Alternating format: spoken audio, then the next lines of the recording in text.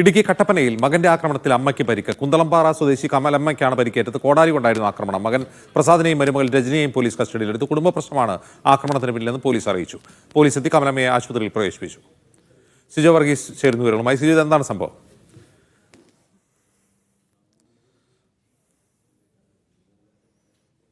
ഉണ്ടായിരുന്നു എന്നാണ് പോലീസും ഒപ്പം തന്നെ പ്രദേശവാസികളും നൽകുന്ന ഒരു വിവരം. ഇതുമായി ബന്ധപ്പെട്ട കോടതിയിൽ കേസും ഉണ്ടായിരുന്നു. ഇതിനെ തുടർന്ന് ഈ കമലമ്മയും ഭർത്താവും വീടിന് സമീപത്തായിട്ടുള്ള ഒരു താൽക്കാലിക ഷെഡിലായിരുന്നു താമസം. ഈ വീട്ടിലേക്ക് പോകുന്ന വഴിയിൽ ഒരു കോഴിക്കോട് സ്ഥാപിച്ചിരുന്നു. അത് മകൻ പ്രസാദും ഒപ്പം തന്നെ ഈ മരുമകൾ രജനിയുമാണ് സ്ഥാപിച്ചതെന്നും ഇത് മാറ്റിവെക്കുന്നതുമായി ബന്ധപ്പെട്ടുണ്ടായ തർക്കമാണ് ഇത്തരത്തിലൊരു അക്രമത്തിലേക്ക് കലാശിച്ചതെന്നുമാണ് ഈ പ്രദേശവാസികളിൽ നിന്നടക്കം നമുക്ക് ലഭ്യമാവുന്ന ഒരു വിവരം. എന്തായാലും